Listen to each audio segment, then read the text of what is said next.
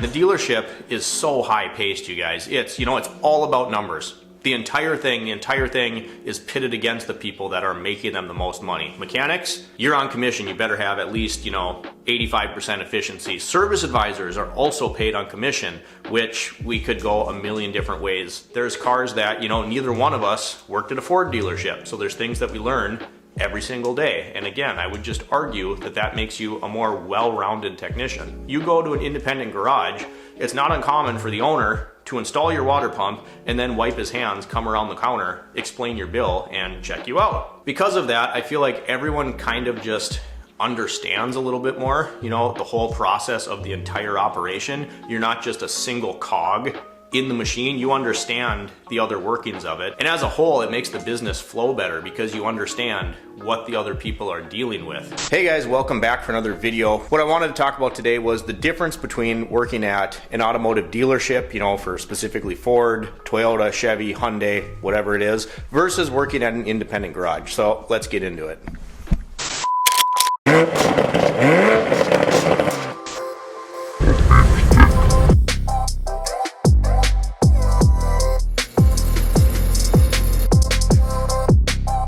So we're currently in the second bay here. Show you really fast. We've been working on this for a couple months. Get set up with the second stall. We're not done, but we have it to where it's functional. So that's huge. I'll flip you around and show you what we got going on here. So here is kind of what the setup looks like. Sammy wants to come over and say hi. How's it going, girl? How's it going, girl? How much of this work did you do? A little bit? Yeah, that looks suspicious. So we got our scissor lift set up, which is great. We got to go through some of these hoses here. What we're going to end up doing is making some new hoses so we can reach this, mount it on the wall with, the pump assembly, so it's not just hanging out here. Lines aren't quite long enough for that right now. So we're going to have to go and actually make different lines. What I liked about this scissor lift is, one, this space is pretty narrow. It's deep, but it's really narrow. So when we have this scissor lift in here, if you're doing something like a detail, anything like that, this isn't going to be in the way. You drive over it, and then essentially you don't have to deal with any arms or posts, up on the side. We only have 10-foot ceilings in this space right now, so it didn't really make sense to put, another max jacks over here. So now we kind of have a little bit of variety on what we can do with the 2-post over in the other bay, or we can use this scissor lift, oil changes, brakes, stuff like that. This 4.7 out of the Sequoia, this can't stay here. We got some stuff over here on the shelves that is going to get reorganized. This is actually our buddy Ryan's tool setup over here. So he has a big snap-on box, didn't want it, in this space. The idea is he's going to bring the tools he needs, and if he needs more stuff, he can add, just kind of work out of this cart. And actually, this is mine, this is mine, this is mine. I'll be nice, I'll leave this snap-on ratchet. This is mine. Ryan, why is my stuff over here? Probably the biggest win and add to this shop back here is going to be our HeatStar heater, right? We got a nice gas heater in here. Shout out to Midtown Heating and Air. We service a lot of their fleet vehicles, so it was our turn to be a customer. They came in and installed that. We got it on a smart Wi-Fi thermostat so we can program this thing. It's 65 degrees in here right now, which is really nice. If you've been a long-time viewer of the channel, that is a Mazda tailgate from one of our previous projects that I'm gonna hang on the wall somewhere in here. Now we'll get into the meat and potatoes of this, which I wanted to cover working at a dealership versus working as an independent technician in an independent garage. I'd like to start this off and clarify by saying I'm going to try my best to keep this separate from owning that independent garage, because that's what we're doing, and there's a lot more that goes into that than just turning the wrenches. And I'm going to try my best to keep this strictly from the technician's point of view, from my experience working at the Toyota dealership, as well as my experience now working as an independent technician, not from the business ownership end of the spectrum, because that could get, its whole entire separate video. So getting into it, starting off with the dealership, generally I'll say most people have worked at one or the other. I know a lot of people get into the dealership and you become kind of a lifer at the dealership. And from my experience, I'm gonna say there's two real types of people, technicians, that work at the dealership. And picture this, you get fresh out of tech school, maybe you worked on the quick lube rack while you were in school. That's what I did. I worked as part of the quick lube for Toyota for about 2 years while I finished up school. Then I went to a C-Tech, then I was a main shop tech, right? And when you get out of school and you get into the dealership and they're all, oh, you're part of the team, man. You're a part of this company. You're super important. And we're going to circle back to this. Yes, you're super important. The mechanic at a dealership, the technicians, the team of techs, is like the backbone of the dealership. If you lost half the techs, the dealership would completely crumble, and that's just the end of it. If you lost half the service advisors, you might have some bumps and bruises if you lose the general manager, but we've all been there. If you've worked at a dealership and the service manager is gone for a week on vacation, like nothing really changes. If you lose one of the top mainline techs, yeah, a lot of stuff can change. And that's just one of the factors there. The dealership is so high paced, you guys. It's all about numbers. The entire thing is pitted against the people that are making them the most money. Mechanics, you're on commission. You better have at least, 85% efficiency. Service advisors are also paid on commission, which we could go a million different ways. So much of this video, we could go a million zillion different directions, but the dealership is concerned with numbers. So at the end of the day, you might feel like they have your back, but you're really just a number to them. And when you start realizing that the manufacturer, and this isn't even a fault of the dealer, but the manufacturer starts screwing you. We talk about warranty time, which to me has always been a scam, because if we have an issue with a car, there's a design flaw, which ultimately is going to be a fault of the design of the car, which would get into engineering, all that stuff. Why does the technician suffer? Let's just say it's a water pump. There's a faulty gasket inside the water pump, so we're covering it under this warranty policy, TSB, whatever it is. The technician eats that. If that water pump pays 7 hours, but it's under warranty, there's some sort of warranty extension, whatever, then maybe you get paid 4.2. So you've lost basically half that job. You're doing the exact same job the same way you would be no matter what, but now all of a sudden the technician, you, is the one that is eating the cost of that mistake. And the more warranty stuff, and then a recall would come out and let's say it paid 7 hours. Well, they watch all the numbers. Again, dealerships all about numbers. They realize the technicians are getting those jobs done faster, and all of a sudden that recall time goes from 7 hours, magically now it's all of a sudden 5.2. And all of these things start to wear on you because now you're doing the same amount of work for less money. Sorry guys, had to change out the camera battery, it died. So we're talking about warranty and recall claims, obviously making you less money. And this is, again, this video, discuss it in the comments. That's why we do these kind of videos. There's gonna be people that disagree with me. This is my experience and what I've noticed really thus far, 11 years into my career. So that being said, in my experience, what happened was I was fed up with that. I was fed up with warranty times. And actually, if we really want to get into the specifics, there were 3 things that really had me fed up with warranty claims, recalls, that kind of thing. And everyone deals with this, it's not just me. But the first thing was Toyota had that massive fuel pump recall, right? So basically every Toyota that ever existed ever got a new fuel pump. Well, the way the recall was written up, if you had one on a RAV4, a Highlander, a Camry, a Corolla, all you really had to do, pop the back seat out and it was right there. Those paid the same as the Tundras and the Tacomas. And I was working on a Saturday. Keep in mind here, this is point number 1. This is the first thing that kind of made me fed up with this whole system when regarding recalls, warranty claims. It was a Saturday, and on Saturdays we would go from 9 technicians down to 3, and you got worked like a dog. They filled the schedule as if there were 9 technicians there, and it wasn't the service advisor's fault. It wasn't, it wasn't any specific person other than upper management's fault. Again, going back to watching numbers, Saturdays were always crazy hectic. But anyway, I got 3 fuel pump recalls. The other technician got 3 fuel pump recalls. And this was, I could have handled this better, but it was springtime, everything was slushy, salty, gross, and the technician I was working with got 3 Corollas, Highlanders, RAV4s. So he got the easy recall. Pop the seat, it's all clean work, it's under there. They paid the same again as the Tundras, the Tacomas, and I got 3 of those. I lost my cool. I was like, this is complete BS. He's getting the easy ones. I get to go drop all these fuel tanks, which was a significant amount of work for the same amount of money.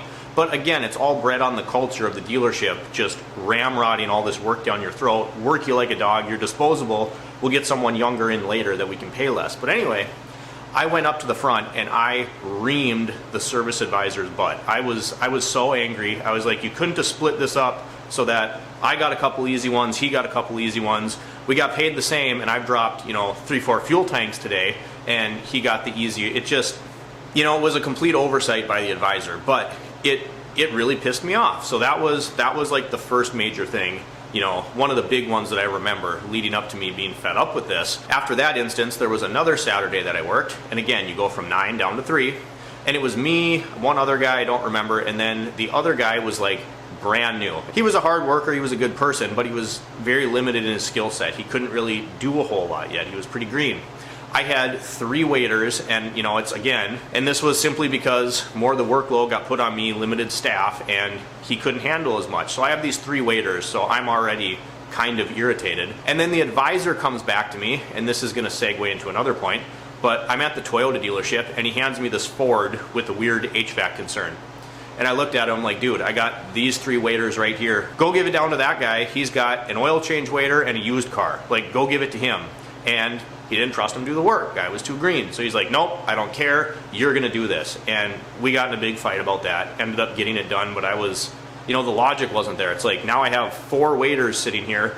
What do you want me to get done today? Like, what do you physically, want me to do with this? And that's any industry. If you're good at your job, ultimately you're gonna get more work. You're gonna get, essentially kind of dumped on and have to pull a little bit more weight. So then number 3, and this is something that everyone that's ever worked at a dealership knows about, and that's goodwilling a project for a customer.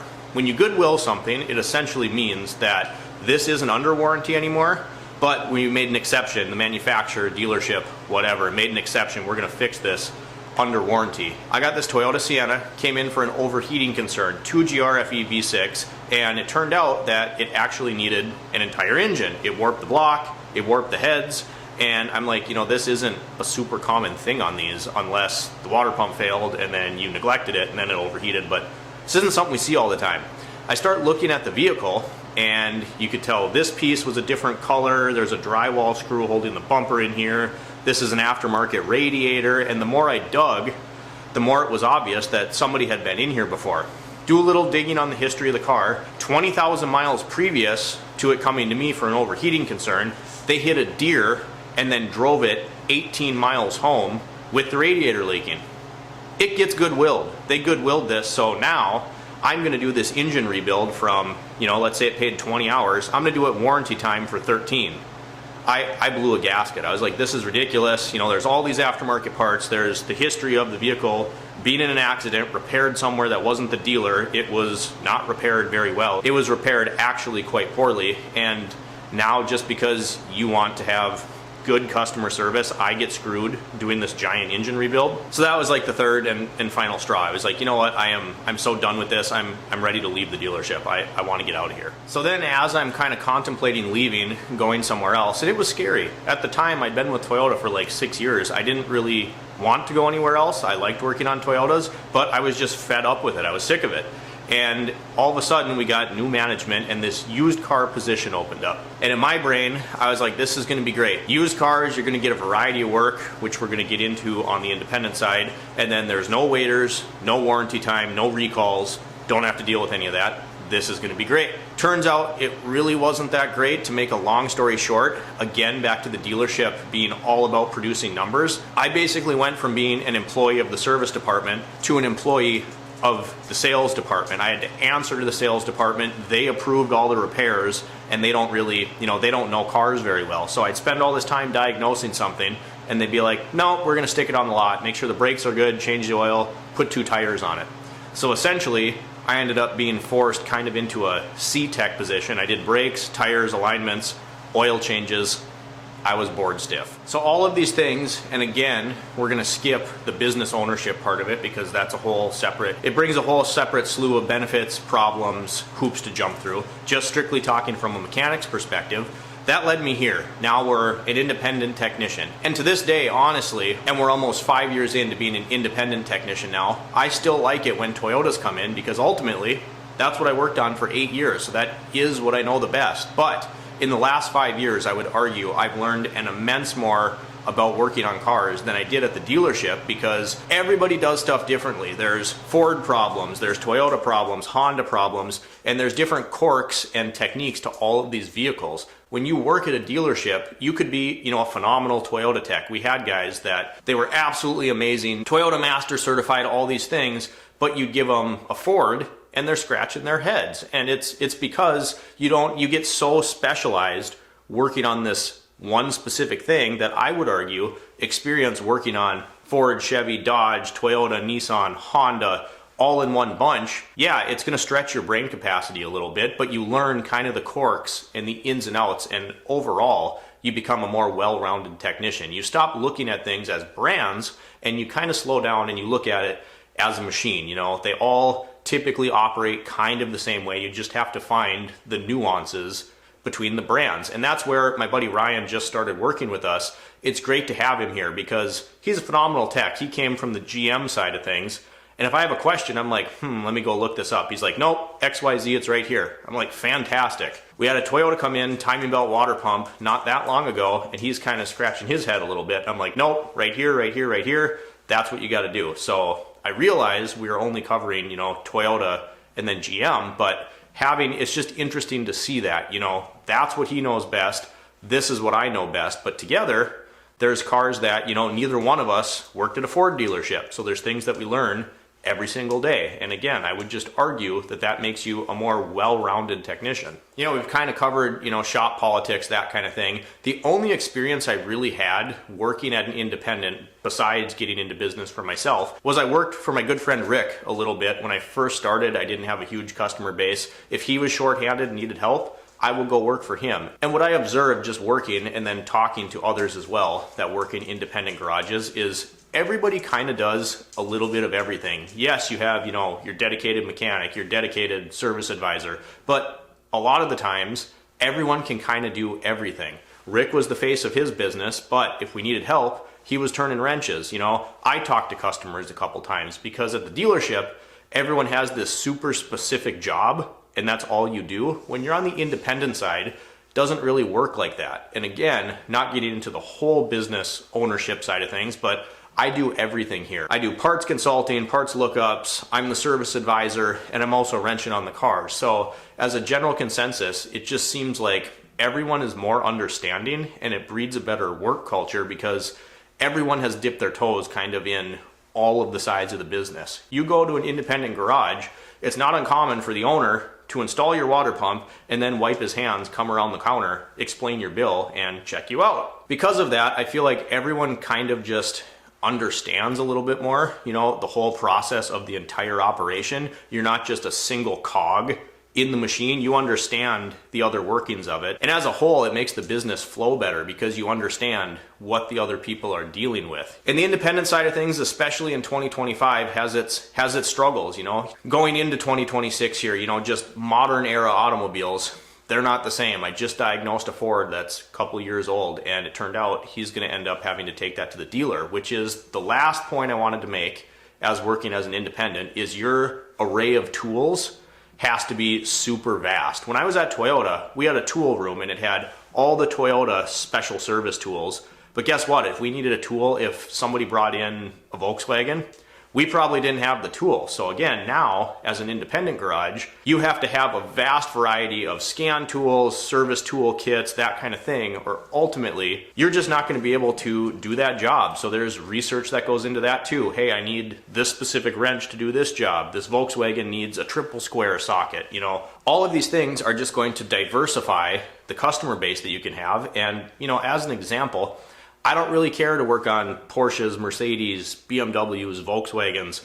Volkswagen I'll do a little bit, but a lot of it, I just say, you know, we don't really do that here because ultimately I don't work on enough of them to justify having the software updates. I don't have all the special tools. And German, European cars, that's a whole nother topic. But at the end of the day, as an independent garage, you have to invest significantly more into your tooling setup to be able to work on a lot of these modern cars. So that's what I had today, guys. I just wanted to talk a little bit about the differences ultimately that I've noticed, you know, coming from an automotive dealership to then working as an independent garage. I truly believe that working for an independent shop, as long as, you know, the ownership, it always starts at the top, but I truly believe you're gonna have a better experience. You might work on some older, crustier cars, that's the way it goes, but I think ultimately, it's gonna develop you into a more well-rounded technician. You're gonna learn more and you're gonna be much more diverse. So that's just my take, you guys. If you enjoyed today's video, drop me a comment down below. What do you think about this topic? Like and subscribe if you have not already. And as always, thanks for watching. We'll see you next time.